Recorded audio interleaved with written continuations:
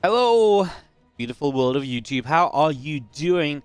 And welcome to a cast of the grand finals of Stay-at-Home Story Cup between the Blue Protoss on the top right side of the map Stats, sending an early probe out on the map already, looking for that early game hatchery block against the Zerg player. In the bottom left-hand side, the red Zerg player is Serral. Best of 5 grand final. The reason just being that this was a double elimination bracket in the playoffs, and the days were already very long. I'm pretty sure best of 5 was the best way. I never think a best of 5 grand final for an event like this is like amazing. I think everyone wants to see the best of 7, yes, but I can appreciate the best of 5. What I do like about the best of 5 that they don't do, that they would do with the best of 7, is a best of 7 usually players would start 1-0 up if they came from the winner's bracket. This is no winner's bracket advantage apart from, I believe you get maybe server preference, that or you get map pick preference, probably one or the other. So, in terms of just giving us like a fresh kind of fair series, it's pretty good as well. Obviously, I mean, you can look back and say, is it fair that Stats never lost and now he just has one life against Serral in the final because he came from the winner bracket or something? Well, yeah, you could have that argument, but I think when you just look at this series individually, it definitely gives us maybe the best chance for some good games. So, yeah, excited for this. The reason we're doing this one, guys, as this is going to be a YouTube exclusive as well, is that I know the Stay-at-Home Story Cup, Take TV, they don't really upload their VODs to YouTube. And I know there's been, in the past of these events, a lot of people who have been like, oh my god, I'm looking for the finals of this event. So I decided to once again bring you guys the coverage of this the day after it happened. So this happened last night. On Sunday, the 14th of March. Right now, it's Monday, the 15th of March. This video will go up this evening. And yeah, just wanted to kind of get this one up on YouTube because I know there'll be a lot of people out there looking for it, trying to find this series, interested in catching the finals of that big event. We will go back and continue to upload some of our videos from the earlier stages of this tournament. We have some real bangers of matches that we actually covered live on the stream because we were the B stream, and also a few we might even go back over and cast exclusively for YouTube, just like this one. The good thing is pretty much every stage of the tournament has had double elimination. The groups were double elimination, the bracket was double elimination, so there's not really any spoilers by knowing that Stats and Serral are in the finals, because you don't know that they don't necessarily lose on their way to those grand finals, right? Which has definitely been the case for both as well. So, no spoilers, because you have no idea what series I'm going to cast. It'd be a spoiler if I casted everything, but in terms of this, in terms of just casting for YouTube, it is not. Right, we're going to jump in the game just before we do start talking about this Stargate opening and all the rest. Of course, if you do end up liking this video, I've just got to ask you to hit that like button. Subscribe if you don't already. Plenty of people watch the videos here. They don't realize they're not subscribed. We're trying to push our way towards 40,000 YouTube subs at the end of this year. We're 7,000 away and completely off pace to hit that right now. So we need to step it up, and hopefully if we can do that, we can swindle some money for another YouTube exclusive tournament like we ran last year as well. So check out that sub button. Let's actually dive in this game. It's very standard stuff so far, which is why I've not really broken off from a train of thought to talk about much about this game. You know, hatchery blocked, the third hatch taken. Serral does opt for this forward hatchery rather than the downward hatchery. I'm not sure about that in PvZ. I'm trying to think what might be worse for dealing with Void Rays, right? Because Void Rays is the big talking point as of late. I'm trying to think, you know, if this forward base, Voids can go here to here. Queens have to come around the corner. Instead of Voids going from here, I kind of feel like I prefer this base. Because even if the Voids show up here, for them to jump to another base, they've got to go from here all the way through a base, basically. Or around the back of a base, at least. And that at least feels like they're more committed, whereas now the Void Rays can obviously play around the top side of these two bases and use all of this space to kind of move between bases and also be relatively free from attack, although Twilight Council comes down. So we're not going to be seeing a double Stargate. We're not going to be talking about a whole ton of Void Rays. It's going to be some, my best guess, obviously, Glaive Adepts that come out here from Stats. So changing it up at the start of the series. Pillars of Gold was always one of the maps where Stats went to Glaive Adepts on. Obviously, there was a while where you went to this style on every single map. On this map in particular, it's short enough. It's got good rotations between the bases. I wonder if the base that Serral takes has something to do with it. If it kind of encourages Stats to almost come in and to, you know, use these Adepts because he feels like, you know, right now you can really put your Adepts right here and kind of go this way or that way. You know, you can come in from this direction, shade in. Yeah, I guess as well, you can also shade in from here and prism into the main base, right? I think if you take this base here, you've obviously still got the left or right option for shading in from this sort of position. Maybe it's the left side, kind of Adepts here, Prism into the main, that's maybe the most weak. I don't know if that kind of changes Stats' decision to do this, or whether this was just going to be his plan all along. I don't mind the idea of opening the best of 5 with something a little bit off meta, right? And it's not really too far off meta, it is a, it plays on the fact that this is still a, a Void Ray Oracle opening. At some point here, Serral's got to realize, though, that he is playing against Adepts and not Voids, and I think he's already starting to realize that. Lair is on the way up, Roaches are building as well. His scouting hasn't really been in the main base, but he's had a Ling here and there. He's obviously noticing there's no second Void Ray on the map or anything. Oh, he's actually Queen walking. Oh, wow. He's actually going to go Queen Roach Ling with a fake Lair to try and fake out Stats on this Oracle. Oh, wow. I actually don't like this for Serral at all. Serral, every time you see somebody Queen Roach Ling attack into Adepts, it usually ends really badly, simply for the fact that Adepts are actually really good at cleaning up these units. Like, they're not great against Roach Ravager, but they can actually do really well in a lot of the kind of cleanups, and just the fact you've got something to warp in that's actually going to be good on the ground. Excuse my voice as it gives out a moment or two. It's early today. I wanted to get this video out. Yeah, I mean, a few Adepts go counterattacking, so they're not going to be here. The problem is going to be Stats gives up the third base immediately, right? I love this. Comes down, gets 2 Ravagers for free.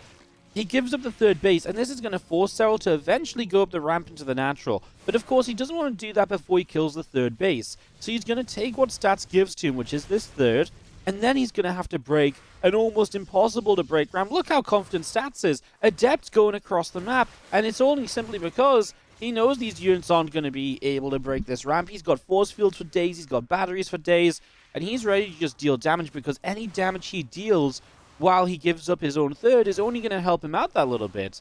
But it's the maturity of saying, right, I'll give up my third base, and doing it early enough that actually makes this okay. Obviously, if you lose your third base after you try and defend it and you trade badly, etc., it's going to be a complete disaster for you.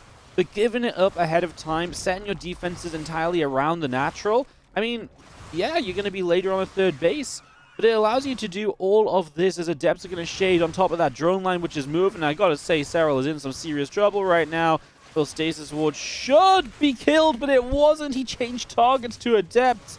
Now those Ravagers can act as a force field, keeping anything out of the main base for a while, so these Adepts can continue to go wild. 18 drone kills on the board. I think we've got ourselves a serious lead for Stats here in game number 1. What a way to start off the best of 5. Switches it up that little bit. Makes it look pretty darn good. He's like, yeah, geez, if you're going to straight up kill the lag. Like I say, those Ravagers blocked anything from coming up this ramp into the main base, so it makes perfect sense. Kill the lag. You can actually have that time, the time to do that compared to usual. Gets himself a Ravager and keeps the 1 HP Oracle alive. Wow. Okay, Stats. I mean, at this point, things are getting a little bit silly as this Void Ray comes down as well. I mean, there's just no return to the game from this as Serral. You chose the wrong build. This build, definitely with the Queens coming across, you often expected to try and break down a Void Ray style. I've never really seen it work, and I'd love to be proven wrong. If you've got examples, please show me. I've never really seen this kind of Roach, Ravager, Ling all-in that marches across the map with Queens. It never works out against Adepts. And it's funny because you're like, well, Adepts, surely they're just not gonna, like, do anything against Roach Ravager, but it's what you can force to happen, and if you respond to it correctly, as Stats really did, defend the natural, etc., it can become basically impossible for the Zerg to end the game before there's just too many gateway units out. In this case, it was obvious that Serral was not going to try and end the game, and that's why Stats went across the map counterattacking. Stats just played a brilliant game number 1, really had Serral kind of play into the palm of his hand, and I think he'll be pretty happy with this one. As we do see Robo Bay and a second Robo Facility coming through. Stats building those up in the main base. As he moves forwards, he blinks in for a Queen. A few Zerglings start chasing in and looking for those Stalker kills. A couple Corrosive Bowels to break down the force fields. Don't get me wrong, Serral's immediate army is large. It's just not very teched up. You're missing Roach Speed +1. You're kind of sitting on 44 drones as well. So this is also a scenario where you just don't need to attack his stats. You're up at like 60 workers here as Serral, and you've got this amount of army. Maybe then, you obviously wouldn't have this amount of army. So then maybe Stats would be able to push in. It's because Serral is sat on 44 workers that Stats is like, okay, not really much of an attack for me here. Let's just back away. Let's just sit back at home. Got the prism on the map so I can still look for some damage while you're coming in to attack me. As here comes essentially round 2 of Serral's all-in in this game. Should this be able to break Stats? If it does, I mean, then Stats has really messed this up, not gonna lie. Force fields on the left side are beautiful. Really maintaining the position to keep the Roach Ravager Queen away. Stalker's now coming in. Gonna go fighting against a lot of these Ravagers. Corrosive Vial's coming down. Super Battery is still powered as well, so the multiple pylon coverage there helps a lot. And you get into this point where these Stalkers are just going to chew through the Roaches and Ravagers again. They've got that +1 in play. Blink to keep them safe. And Stats is going to be good to take game number 1 of this best of 5 series. GG. And, yeah, just, I really think it comes back down to a really well-played game, right? I mean, you look at this and you look at how it goes, you look at the setup. It really was just a build that's a little bit off from usual, and he did all the right things with it. You know, he saw what Serral was doing about it. He was like, oh, you're attacking into me. Like I said, give up that third base, defend the natural expansion. That way you force Serral to not even try and break you, and then you can even launch a counterattack, and obviously the game kind of, you know, played itself out from there realistically. Stats far enough ahead to just go 1-0 up in this best of 5. Game number 2 going to happen here on Death Aura. We start off in the bottom right-hand side of the map to do the introductions with our Red Zerg player, Serral, of course, representing ENCE Esports, as he has been for oh so long.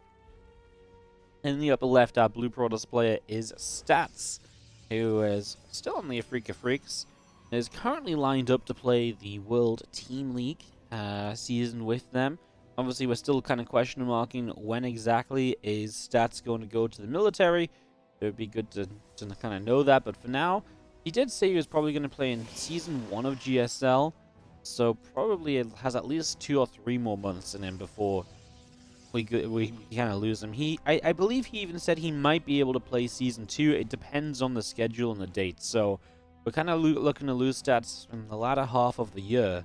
But what's actually kind of amazing about that is it's around the time when Classic is probably going to be returning from the military. So if Classic returns and gets back in shape, we might actually just still have a top tier Protoss kind of taking Stats' place. Don't get me wrong, would be devastating when we lose Stats, but you know, some positives, guys. We have seen, of course, some players returning from the military and being, you know, very viable in high tier competition again. Bjorn is a great example of that. So yeah, I can get behind seeing maybe Classic return. Anyways, enough about maybes. Obviously, Stats, everyone's been kind of wanting him to win extra tournaments and stuff before he goes, and obviously the stay-at-home story cup would be a great way to do it, especially if we take down Serral in the process. Serral, who is 2-time stay-at-home story cup champion, he won the last 2 in a row, as well as winning multiple of the home story cups before that as well, so he's really on just a home story cup winning streak. So yeah, Serral will be definitely tough to take down. Obviously, down a game right now. Stats great start to the series, but a best of 5 is a long way to go against Serral. I just want to quickly mention, usually, you know, every now and then I sell out in the middle of these videos and stuff, but I actually just want to mention something that's actually really cool for you guys to know about in case you don't. But the World Team League is announced. I just mentioned it there, so I thought maybe I should talk about this very quickly as you just see the first Adept coming through and not much else happening on the map. This third hatch had to be taken instead of the natural, etc. And we're going to see the Stargate setup. So the World Team League got announced. This is actually a Premier Team League. It's going to be $100,000 on the year, 2 $50,000 seasons. And it starts at the last weekend of March, if I'm not mistaken. I don't know the exact dates of that. I want to say it's like the 26th. But it's Friday, Saturday, and Sunday. And it starts the last weekend of March and will go every single weekend for about 3 months. And the team lineups, I mean, this is actually, like, if you've ever missed team leagues, if you've ever missed Pro League, you know, last time the Gold Series Team Championship had the rule you had to have a Chinese player, so I get it. It wasn't quite like, oh my god, like, this is it. This is the Premier League. It kind of was, but a lot of people were against it. Now, this is actually just the Premier Team League. $50,000, teams such as Afrika Freaks, Stats, TY, Trap, and more. Dragon Phoenix Gaming, Rogue, Dark, Zest, and Cure. The Shopify Rebellion, Bjorn, Scarlet, and Lambo. Alpha X, Team Liquid, Kaiser Gaming with Innovation. This is gonna be the Team League. Team NV, Maru's team. Just signed Dongray Gu. It's going to be amazing. It's going to be on my Twitch channel every Friday, Saturday, and Sunday. Obviously, a lot of the VODs are going to be coming up on the YouTube as well. I just thought it'd be really cool to, let you guys know about that, because I know if you follow on the YouTube, you might not follow a lot of the tournament announcements, but I think it's something that's really cool, that's absolutely going to be worth watching, so just thought I'd mention it right here. Maybe a little bit more in depth than I should have done, but that's going to be the World Team League. Yeah, no, not even my tournament, just something I get to cast, which I'm very, very happy about. It's going to create some awesome content, so yeah, keep your eyes open for that one, whether it's on Twitch, whether it's on the YouTube uploads. As we just kind of dive through an early 4 minutes of the game where not a lot happens. Oops, I accidentally typed a question mark. And Dep went down, a few Lings went down as well. When you look at the vision of Serral, he did sneak into the main base with that Zergling, right? So you actually got to see the Stargate coming up. So he's not really blind to this. Now he is going to go Overlord speed, so we'll see what Serral's follow-up is going to be. With Overlord speed on the way, Roach Roaring coming down, some Lings in production, da-da-da-da-da. I mean, the Overlord speed definitely makes this feel very aggressive. He takes 2 gases on the third base as he has no spawn the natural. Queen's out of position, and that's 3 jet drones. Now, he takes the extra gases on the third base. I wonder if he is looking forward to something along the lines of, like, Roach, Ling, Queen drop. Starts the lair up now, so there's possibilities here. It's still droning at the moment. It is going to go beyond 50 workers. There's still a possibility to hit something aggressive off of like 55 to 65 workers, right? You hit, you go further toward 3-base saturation, basically. You get to a point where you're like, right, this is my army. You pick it up and you go. So let's see exactly. As more drones continue out, I'm less convinced about it. He starts up a few overlords as well. He just doesn't have the gas yet to really kind of make a good amount of roaches as the Oracle comes back in, and Stats now gets a double up on the worker kills. From 3 to 6 in the game, all via this Oracle. That Oracle shouldn't be able to do so much. As the Overlord comes in, it's just going to end up scouting. We're going to be seeing the Evolution Chamber on the way down from Serral. So there's not going to be anything aggressive here. He is just going to play a nice little macro game. For the most part, at least. And he has full information to do that with. He sees the Twilight, he sees the Forge. Now, he doesn't necessarily know that this is going to be charged instead of Blink. But of course, he does realize that it's double Stargate, right? So I don't know why that second Stargate is. Was it not a second Stargate? It is. Why am I being so blind? It's literally on my screen. There it is. It's in the back of the natural. So Stats knows, or Serral knows about the double Stargate. I actually have all the vision in the world, and not even I can't spot it. But Serral has seen it. So he knows it's double Stargate, so he knows it's probably not going to be Blink, more likely to be a charge, a transition. Sometimes, obviously, you see the Robo Bay come down fairly early off these Void Rays, but not seeing the Robo Bay is probably what he's mostly scouting for. Is it a Disruptor follow-up, or is it going to be a Storm follow-up? So Serral will pick up that information, will be able to work with that, and he's just gone straight to a Hydra Den. Bang, that's coming down, and he wastes no time at all going into an Infestation Pit too. That's going to open up the Hive Tech.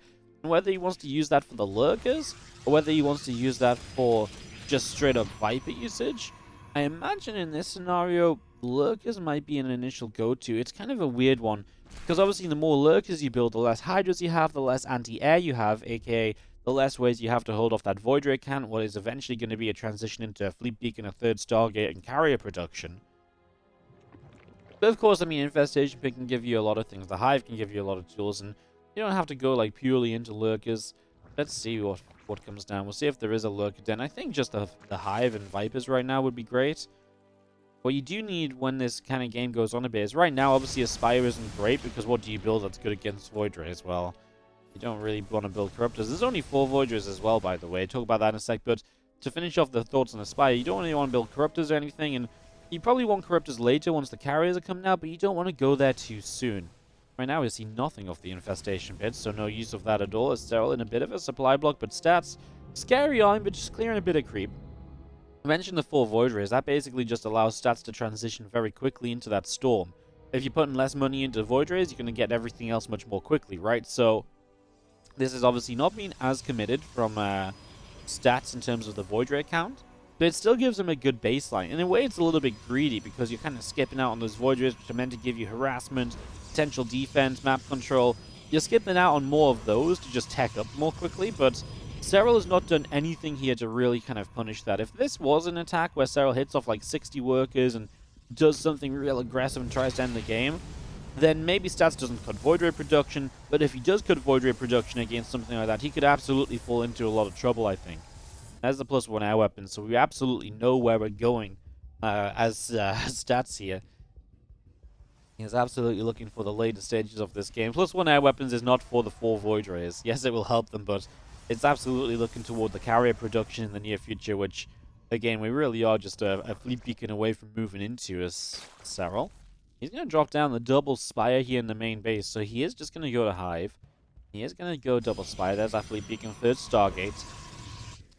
Wow, okay, I mean, with the Hive done again, definitely expecting to see at least a couple Vipers. The utility they provide is just huge, whether that's a Parasite Bomb, an Abduct, even a Blinding Cloud can be useful in certain scenarios. So the Vipers start up. He's going to go Ultra Cavern as well. I didn't actually notice he was starting melee upgrades, but if you do go melee upgrades, you can go into these Ultras, and it kind of gives you that kind of, headbutty ground force, is how I like to call it. You just try and smash your way through that ground army again and again. The Ultras actually take a long time to be killed off, so they get a lot of damage done before the air army cleans them out. And that's generally the idea with them. And then you use that to try and take an economic advantage. You build up a Corruptor count, and you play that kind of late game versus Skytoss style, where you can actually just come through with enough Corruptors to one-shot down carriers, etc. And you go from there, right? So that's the general outline of the game plan here from Serral. Let's see if it will pay off for him at all, as the first carriers are on the way up. A few Voids come in, they're going to clean out this Overseer. So Serral knows that Stats is on his way to the first carriers. We see a 3rd Spire starting. Serral realizes that's a mistake. He starts a Greater Spire here. Yeah, I think Serral usually would have like 1 Spire. He's like, I'm authentic Greater Spire. I'm also going to get my 2nd Spire for upgrades. He's like, wait a second. Already built 2. One of those games where he was just able to do that. So, yeah, setting up for the later stages, right? And if you make Corruptors and then you don't have a use for them, that happens a lot, right? Where you make like 20 Corruptors, you smash the air army, and then you just have like 15 Corruptors left that have nothing to do but run around trying to caustic spray down buildings. While that's annoying, it's not worth 30 of your army supply. So by having the Greater Spire, even though Broodlords aren't the immediate go-to, if you've shut down the air army, then actually going into Tempers isn't really going to happen. So then you can actually realistically use the Broodlords as a way to make use of those carriers. It is slow moving, but it's way better than just having, Corruptors that can just fly around and, try and take down a base every minute or so with their caustic spray cooldown, right? So definitely like the Greater Spire. I'd be interested if he goes straight to a few Broodlords. He's adding a few Corruptors right now. It's not like he's got the freedom of supply to kind of go up to like a ton of Corruptors. So I'm intrigued as to what he does, or if he starts to trade this army out at all. Stats still just got a few more carriers coming in. Just gonna see the carriers coming in, shooting down that Overlord. He is just going to go straight at Brutes. Wow, I'm really intrigued by this style. We see Anabolic Synthesis. That's the Ultralisk speed upgrade, so they run a little bit faster off creep. I'm really interested by these Broodlords then, because it means he's not going to have any Corruptors in the army. I'm not sure I really like the composition for... Ooh, nice Storms. Wow, really nice Storms. I'm not sure I really like the composition for Serral. He's getting more Corruptors now, so losing these units up here actually does free the way for that. That's fine then. I mean, it depends how many Broods he's going to end up making. I'm worried that he doesn't actually have an army to fly in and kill this, right? And that's going to be the problem, especially right now if Stats is going to start pushing down this bottom side. If you don't have a Corruptor count good enough, and it sounds crazy, but a few extra Brewers would go a long way. A few extra Corruptors would go a long way, and now they're Broodlords instead. I mean, can they hold off? Maybe. He does have a Spore Crawler wall that's being built, so he's obviously been looking to play for this longer game for a while. Still only 9 Corruptors on the map. I mean, this is 7 carriers showing up. Archons and Storms available. Feedbacks every single Viper. 1 Parasitic Bomb went off, and Stas is just like, I don't even care. 0 respect for the Spore Crawler walls. The Immortals are just going to chunk through that. Like I say, Serral does not have an army that can come forward and fight against this. He counterattacks with Hydra Ultra. He just never did anything in this game. Like, he just never found an opening to start dealing damage. He went all the way into the Ultras, and what use have we seen of them? Well, this was the first time they ever showed up, and they didn't really do much. You know what I mean, right? Like, it feels like Serral almost tried to afford everything all at once. And you need to go through the stages of the game, right? You can't just build everything at the same time. Stats' army is just way too good here. Like, he tried to go double Spire. He tried to go Ultra Cav, and he went off of Lingbane Hydra. But the Lingbane Hydra never attacked. Okay, he checked up quickly. What did he do with that tech? Ultra Cavern never attacked with it. Right? He got Vipers up finally just in time for this fight, but then, this is what I mean, because you've not done anything at all, Plus, Stats has had the slightly greedier game where he went on less Void Rays into the faster Storm, etc., which led into the faster carriers most likely by a minute or so. It also gives you less setup time as Serral because everything Stats is doing is accelerated off the greed of cutting the Void Ray count earlier. So it really just meant that when this attack came in, Serral had a big Spore Crawler wall. That just didn't matter because he actually had nothing to really fight that army of Stats. I'm not sure if the Hydra Ultra being there would have made a difference. What it would have done is maybe save the Spore Crawler wall for a little bit longer, and maybe that makes a difference. I'm not sure if it makes enough of a difference, especially when you consider the Ultras are going to derp around on those Spore Crawlers as well. It's a tough one. I wonder if that we actually have the power of just rewinding here, so let's just go back a little bit and just quickly see, right? We may as well take the quick moment just to have a look at this. See, there's not a lot of spores up yet, but this fight happens about a minute from now. A lot more spores on the way. Got this counterattack. Obviously, this is also the thing, right? You lose like 20 supply of units here, which is fine because Serral wants to trade those out, but those are still kind of somewhat, the corruptors from that are still kind of in production at the time. Right, so this attack happens. Serral's already out on the map, so this is why he doesn't fight with everything, because he's got a lot of stuff already out on the map. But just look at what he's working on here. We're talking 3 Vipers, 9 Corruptors, 17 Hydras against 7 Carriers, 6, okay, not all the High Templar are here, but like at least 4 full energy High Templars. That's 8 Storms. You need everything to fight this at the very least, and I'm... honestly, 17 Hydras and 3 Ultras, if they run in it the right way, but they can't run in from the right, they'd have to come from the top side. It's kind of weird because Serral almost makes this base impossible to defend, because how are you going to use the ground army here? The Spore Crawler wall is just not enough. Then you consider half these spores are obviously up the top and all the rest are down the bottom. I think it just goes to show the kind of... like I said, I think maybe you could make a better fight of it if your units were here. But more so, the problem is absolutely just going to be the fact that you were kind of caught still building your army to fight against this, and Serral just was not able to keep up with the transition speed of Stats and dies 30 minutes deep on Death Aura.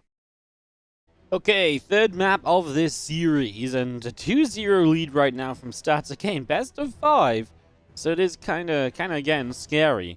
Stats is our Blue Protoss in the top left-hand side. Obviously, it's not scary for him. He's feeling pretty good, as he's on the verge of 3-0 in Serral. Now, that doesn't happen a lot, I gotta say. I don't even really... There's been a couple of, Serral bops in the last year or so, where it's been like, whoa, somebody did that to Serral? But it definitely doesn't happen, on a frequent occasion at all, right? It's definitely something which is a rarity, if nothing else. I mean, Serral very rarely goes down without a fight. I think the biggest loss that he probably had was that 4-0 against Dark in the TSL finals. That was one of those ZVZs, which was just like, wow, like, what happened here, man? You really just kind of just got 4-0'd. I think I was casting that one with Lambo, actually, or... Was I casting that with Lambo, or was I just listening in with Lambo? I was listening in with Lambo because I was the analysis desk, right? And I remember Lambo was just like, well, he's just choosing the wrong builds, but not to his own misfortune, like, not to his own fault. Like, it's just a little bit RNG, so he's going in with, like, the negative builds every time, and he got a bit tilted. See, that was the last time I really think of Serral getting kind of dominated. Before that, can't really think of one. Like, a Serral losing without a map win in, like, a best of 5, right? I feel like if you get 2-0 and best of 3, that's... Okay, that's still cool, you 2-0 Serral, but, a 3-0 is something really kind of on top of that. Yeah, maybe... I think there was maybe a series that Cure won against Serral that was a 3-0. That was in, like, October? What was in October that was a major event? King of Battles, maybe? I think that event might have had a... That was not October, though. It was September. Maybe it was September. But yeah, like I say, it doesn't happen very often anyway. So when it does happen, it's kind of like, oof, So yeah, Serral here in the Grand Finals, down 0-2. Let's see if we can turn it around. We play on Submarine, which... Very intriguing map to start us off on for what could be a final game of the series. This is a map which is obviously short, as we cancel the Warp Gate and go into the Stargate to speed things up a little bit. It's a little mind game there from Stats. It's short, so it's aggressive, it's quick to move across. A lot of the all-in stuff from Serral is likely to be more popular here. And this is a map where Stats has opened with a lot of kind of adept stuff recently as well. It's also the kind of map where you can imagine a Protoss push early in the game could be very successful. I know we saw, I want to say it was the Zest Raynor in Katowice finals was this map for map number 1. And Zest got off to a good start with the a little Immortal all-in, if I'm not mistaken. If that wasn't that series, then it was another. Like I say, there's so many of these series that have happened lately, guys. So much Starcraft. But, yeah, I think it was, I'm not going to lie, I'm going to cheat. I'm opening up the IEM Wikipedia page to check what the first map of the Grand Finals was. No, the first map there was Oxide. Then that's not what I'm thinking of. It was Stats. Yes, it was Stats in the round of 12 against Raynor. So it was actually Stats that did this against Raynor. This he went Adept, Glaive Adept into like a 2-base Immortal push, and it worked really, really well back in the Katowice round of 12. So yeah, that's what I was thinking of, and so it is possible he does something different. But obviously, this game is Stargate, so it is just going to be double Oracle to start us off, and that's different as well. So we're not going to go multiple Stargates here with Void Rays. And I like that part of this, because that definitely feels a lot safer to play like an Oracle-focused style. Keep you very safe on this shorter map that's likely to see you all-ins. Just something that I think is overall a little bit more secure than the Void Ray kind of defenses. Especially on just such a short map where the Void Rays really rely on batteries, etc. That just takes a little while longer to set up. Now, this is going to be double Oracle into the Twilight, so maybe there's still some Glaved Adepts on the mind of Stats here. Interested as we see a few extra drones on the way in. Spore Crawlers are building up Nexus out onto that top side, third base, 12 o'clock position. Oracles come in, 2 of them together will actually laser down drones, so 3 workers die pretty much immediately. As they peel away, Rotron goes down at the fronts. Again, that's set up. And again, a few more drones, couple links coming out, and these 2 gateways of Stats getting set up in the main base, getting ready to go. Now, Dark Shrine already building from Stats in the back of the main. So it's going to be the DT, kind of the Archon drop follow-up to the Oracles. Man, you know, it's funny because I never even thought of the Archon drop. Like, a Dark Shrine was not even on my mind because it's such an old-school build for PvZ. Oracle into Archon drop, but Stats kind of bringing it. I love this 6 Adept play because the 6 Adepts almost makes it look like you should be preparing to maybe deal with Glaives soon. He actually commits in without Glaives or anything, obviously, but it's actually kind of nice because now he'll actually get a few of the lings, but it does kind of tell you that Stats is not intending to go Glaives, because why would you commit the Adepts in so soon if you're going to end up going Glaives? Now, Serral's still making more lings against this. Lair's about to be done. The big question is, how well can these Archons do? And I mean, honestly, with the setup that we've got here, Serral has the money or the setup to go Roaches. He will need some Roaches. Because if you just have lings, these Archons can obviously jump up and down for days within a Warp Prism, so that's problematic. Although I'm talking about this like there's a Warp Prism on the map. Robo Facility's not even done yet, so everything feels maybe a little out of sync from Stats to truly get us into into that kind of Archon drop I'm talking about. I mean, Dark Shrine is done. He's got no way to get DTs on the map. So yeah, this is not really lined up well. Not sure what exactly went wrong here. Just late Robo, but yeah, not 100% sure. Anyway, +1 blink on the way through. So that's going to be the next step. Man, I mean, something's definitely wrong because there's 0 usage out of the Dark Shrine. Unless, right, here's my next logical conclusion. What if the Dark Shrine was purely defensive? This sounds crazy, I know. But what if he builds a Dark Shrine because it will just 100% keep him safe against any non-lair Roach all-in? Because then you've got no detection as the Berserk player. So then the DTs are guaranteed defense. Especially against stuff like Roach Ravager all-ins, the DTs will just eventually cleave through that.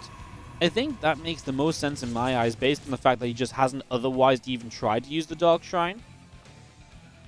It's not like he just built the Dark Shrine and forgot about it completely. Like, he knows it's there. He knows he has it. Just hasn't found a use for it because maybe he never intended to use it in the way that's, you know, in the way that this game played out. So, yeah, okay. I mean, interesting. I mean, it's just the fact he didn't even build a prism, right? So far, now he starts Gravitic Drive as the Robo Bay is done. So we are going to see a prism as this time Serral is going to go into the Lurker Den alongside this Hive. So we are going to see a little bit of Lurkers this time. Something we didn't see on Death, or I like it because it feels like it can definitely give Serral an opportunity where if you go into this kind of lurker setup, you can get these lurkers around. It gives you a lot of aggressive options, especially a map like Submarine. Submarine, we don't get to talk about this map kind of setup a lot because we just don't see this map a lot. It's actually a really choky map. It's one of the reasons it's even better for Terrans. Not only is it a short rush distance, it's also very choked up. Like, everywhere you look, ramp, ramp, ramp.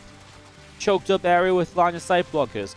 Lurkers are going to be great for all of those reasons as well. And the fact it's a shorter map, lurkers can move around left to right very easily. They can set up sieges on different bases without trouble.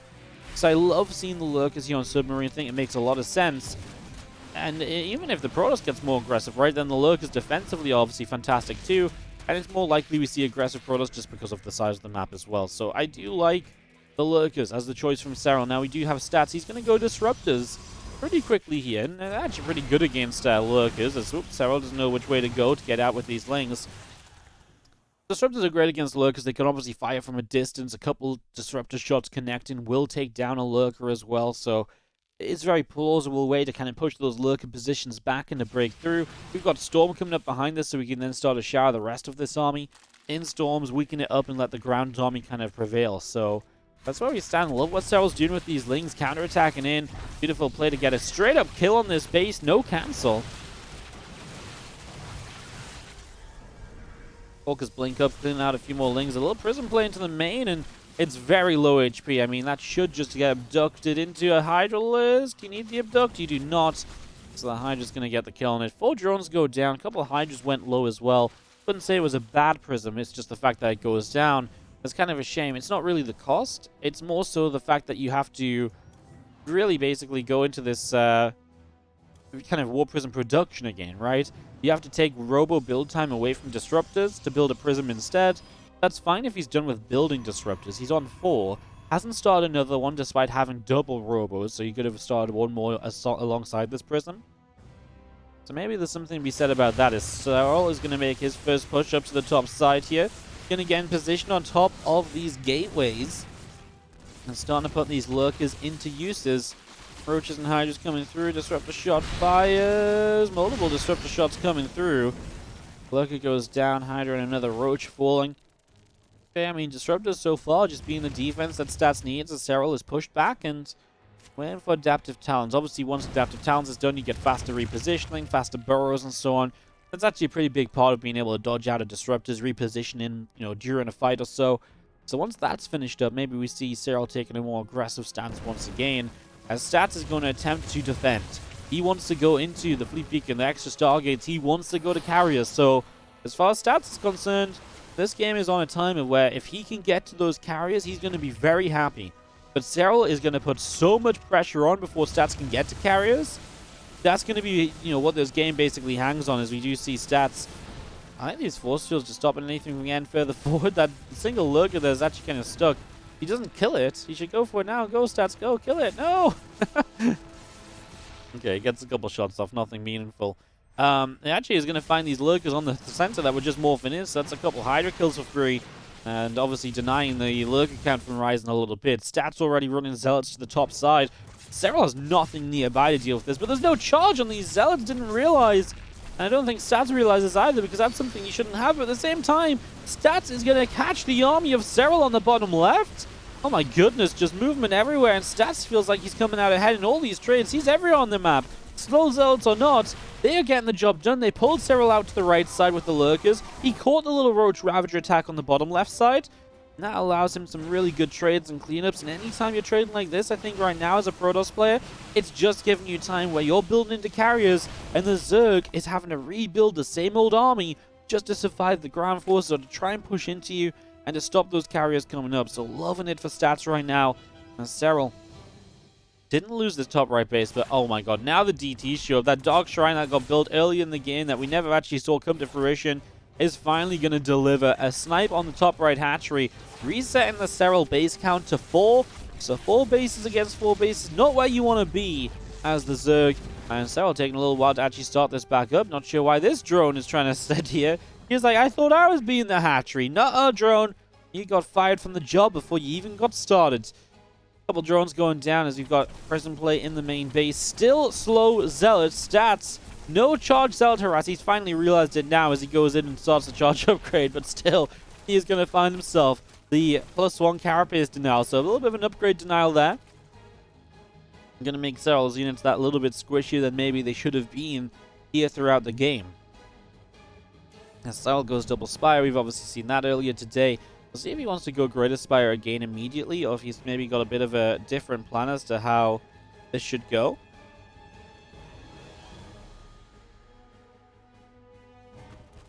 Gonna see these adepts and Zealots making their way down the ramp. Hydra's doing a good job of putting some damage out on them. A couple of storms to warn them off. Stats like, nope, you're not coming into my base.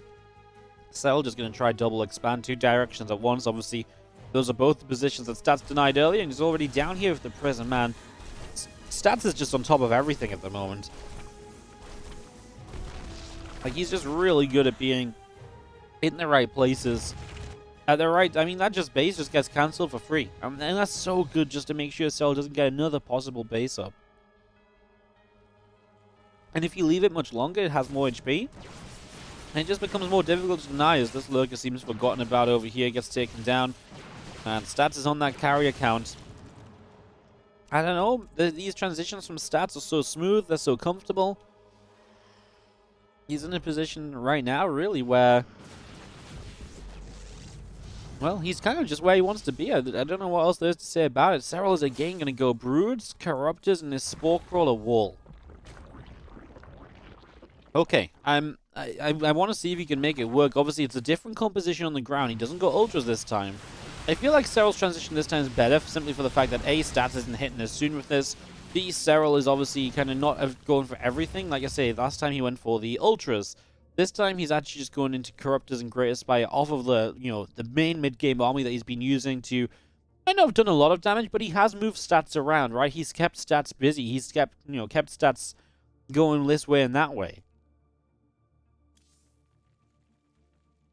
As the Corruptors continue to come through, Stats has the army in the middle of the map, clearing change lanes, and really just poised to take a fight. He's got Disruptors, obviously, to lead in with as well. I'm still a little worried about the Corruptor count. 7 just doesn't feel like it's good enough just yet to fight these carriers. Now Serral's going to go for an Ultra Cavern. I still don't mind the Ultra Cavern. I know it's useful later in the game. We see it actually kind of fairly often in late game PvC. The issue with it last time was really that he went into it before he went into an army that could actually deal with this carrier count. Serral has to rotate up to the top. He does have spores in kind of every location. These ones are probably the weaker locations of everywhere. Obviously, just wants to help out a little bit. Disruptor shots fly through. A few of these Hydras go down very quickly. Disruptor showed up, not doing anything yet. Same for the Vipers. The Storms are just going to go on the Hydras. And, well, Serral's just going to sit in those Storms right now. Spore Crawler finishes off the Observer. Stats is still just sat up the ramp. We've got Corruptor Viper waiting for its opportunity to perhaps make a move. Double abduct in. Couple of disruptor shots coming in. Lurker's being denied. Here we go. The Corruptors around the top side. Going to go for this right now. Parasite bombs are down. It just feels like Serral pulled the trigger way too late. I mean, he took so much damage already. His Stats. He's starting to lose carriers, but again, what if that happened so much sooner? Those Storms were deadly. That's it. That's just GG. The fight just decides the game. Stats is going to win it out. 3-0 against Serral. He is the HomeStory Cup champion. A 3-0 finals. Against Serral. That's freaking insane, man. Let's just go back and watch this fight one more time. We've got the power of, casting this from replay. Let's just go back and just see. It's rough, don't get me wrong. Let's just go back like a little bit earlier than that, like here, just before it starts. Okay, this is already... They engage one time, but then... So you clear out the spores with the first little round of this. Your Hydra count's already taken a hit. And it just feels like, okay, you abduct a couple of Disruptors in, you storm. Just nothing can get on top of these carriers is the issue. Like, the Corruptors make their play now. It's not even really that late. It's just you didn't want this fight to happen. Honestly, I feel like Stats is just hitting transitions that Serral doesn't even know how to deal with properly. Like, he is having genuine issues going against this. So, man, that's rough. Serral's army just never looked good in these games. right? Like they just never, his army just never looked like it was ever going to be enough to fight this stats force. Which is wild because we have seen people fight against this. It's just stats is getting into too good of a position. I think a lot of it comes down to the defense, right? We're kind of going through this game. We're like, oh yeah, stats pushes these lurkers back here and there and this and that. And what you've got to really give credit to is every time he's doing that, that's money invested from Serral to deal damage. That doesn't deal damage, so stats is just able to continue through without issue. GG's, guys. That's going to be stats 3-0 against Serral. He is your stay-at-home Story Cup champion. I hope you enjoyed this video. Like I said, I know it's kind of weird. Some people don't like it when we upload the finals before the other games, but I think it's worth it because a lot of people will be out here looking for the grand finals. So, yeah, I hope you guys have enjoyed. If you did, don't forget to like and subscribe if you feel like it was worth it. We upload daily Starcraft 2 content right here on the channel. And, of course, yeah, leave a comment down below as well if you would like to talk about this PvZ series, as long as it's not telling me how broken Skytoss is, because I don't want to hear it, okay? You want to balance one, go balance one in someone else's comments. Alrighty, thanks so much for watching today, guys. Have a great day. Take care of yourselves, and of course, I'll see you next time right here on WardiTV.